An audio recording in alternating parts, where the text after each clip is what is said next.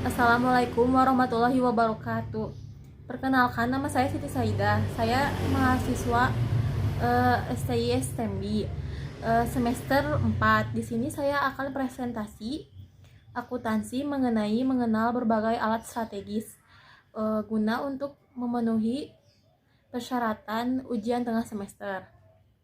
Langsung aja. Mengenai pengertian balance scorecard merupakan suatu sistem manajemen yang berfokus pada suatu strategis dan peningkatan kinerja suatu organisasi. Sistem manajemen ini akan membantu mengetahui indikator apa yang perlu digunakan untuk mengukur seberapa jauh tujuan tercapai dan apakah kinerja perusahaan lebih baik atau sebaliknya. Terus tujuan dari balance scorecard adalah mengaitkan kinerja bisnis dengan strategi organisasi dengan cara mengukur kinerja melalui 4 perspektif balance scorecard. Apa 4 itu? Yang pertama adalah finansial. Bagaimana pandangan terhadap pemegang saham? Terus yang kedua, proses bisnis internal. Apa yang dibutuhkan perusahaan? Terus pengetahuan pelanggan, bagaimana pelanggan melihat perusahaan. Yang keempat, inovasi. Sekarang ada karakteristik balance scorecard. Karakteristiknya yang pertama komprehensif, yang kedua koheren, yang ketiga seimbang, yang ketiga terukur. Contohnya PT Burber. Perspektif finansial yang tujuannya meningkatkan laba. Targetnya 10% kenaikan laba. Aksinya mengurangi biaya yang tidak perlu. Terus, yang keempat, pengetahuan pelanggan. Tujuannya meningkatkan opini baik pelanggan terhadap perusahaan. Ukurannya rata-rata waktu respon pelanggan. Target 10% lebih cepat. Aksinya menggunakan aplikasi chat untuk menanggapi komplain pelanggan. Terus, proses bisnis internal. Tujuannya efisiensi proses penjualan. Ukuran rata-rata waktu penyampaian proposal. Target 1 hari lebih cepat. Aksi penggunaan aplikasi baru untuk otomatisasi penjualan. Yang keempat, inovasi. Tujuannya penemuan produk baru yang lebih mudah dijual. Terus ukurannya jumlah produk baru, targetnya 2 produk.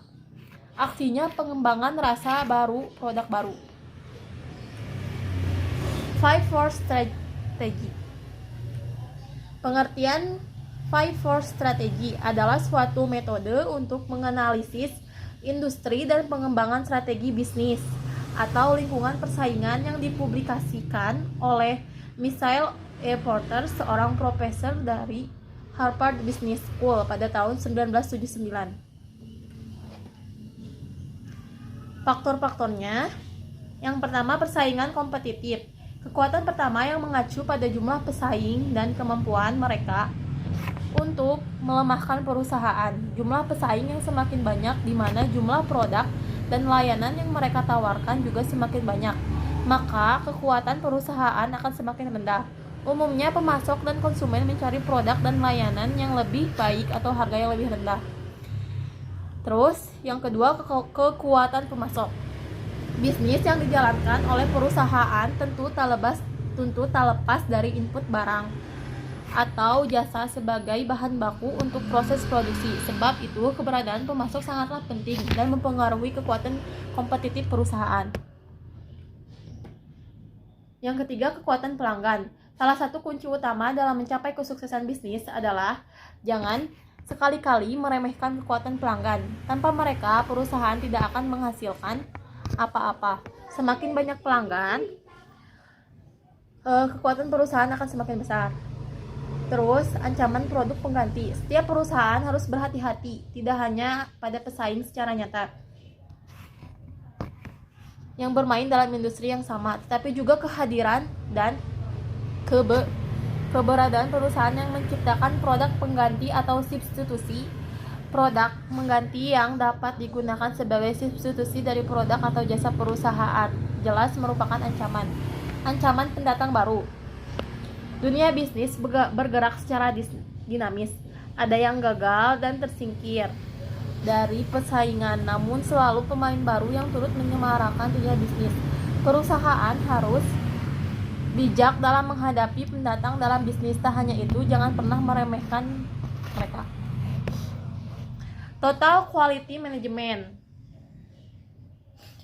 adalah suatu sistem atau disingkat dengan TQM, adalah sebuah manajemen kualitas yang lebih berfokus pada pelanggan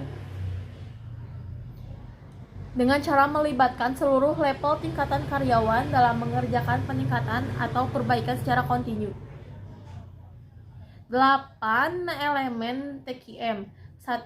Fokus pada pelanggan. Yang kedua, keterlibatan karyawan secara keseluruhan. Yang ketiga, pemusatan perhatian pada proses. Yang keempat, sistem yang terintegrasi. Yang kelima, pendekatan strategi dan sistematik. Yang keenam, peningkatan secara kontinu. Yang ketujuh, keputusan berdasarkan fakta. Yang kedelapan, komunikasi. Keuntungan implementasi TQM. Yang pertama, penghematan biaya. Yang kedua, kepuasan pelanggan. Yang ketiga, mengurangi cacat. Yang keempat, peningkatan moral karyawan. Yang kelima, membuat perusahaan kuat menghadapi kompetisi. Yang kelima, mengembangkan sistem komunikasi memadai. Terus yang terakhir, progres yang selalu ditinjau.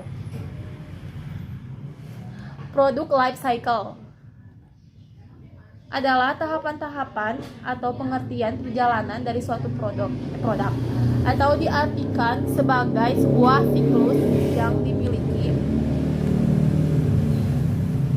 sebuah produk dengan tahapan-tahapan tertentu pada perjalanannya. Faktor-faktor yang mempengaruhi product life cycle. Yang pertama, kemajuan teknologi. Yang kedua, pergeseran mode. Yang ketiga, nilai yang bergeser. Yang keempat, ada pengganti baru. Yang kelima, politik dan ekonomi. Konsep product life cycle. Tahap pertama, perkenalan atau introduction. Terus yang kedua, tahap kedewasaan, maturity. Yang ketiga, tahap perkembangan, growth. Yang keempat, tahap penurunan atau decline. Contoh produk life cycle. Prison Plague merupakan pertama kali ada di Belanda pada tahun 1913. Saat itu, beberapa persatuan peternak sapi perah mulai bergabung dan mendirikan perusahaan, hingga pada akhirnya sampai ke Indonesia dan dikenal dengan susu bendera. Yang memimpin industri susu selama 91 tahun. Pada tahun 1991, pabrik ada di Pasar Rebo mulai didirikan. Mereka berbenah dengan kemasan saset dan logo yang lebih cerah. Walaupun banyak produk susu lain yang beredar di pasaran, saat ini belum ada yang menggeser Prison Plague karena mereka menerapkan strategi seperti bekerja sama dengan sekolah Indonesia untuk mensosialisasikan pentingnya menjaga nutrisi. Memberikan beasiswa kepada anak yang kurang mampu dan mendirikan posyandu sehingga tak heran masih eksis hingga saat ini. Terima kasih, sekian dari saya. Mohon maaf bila ada kesalahan. Wassalamualaikum warahmatullahi wabarakatuh.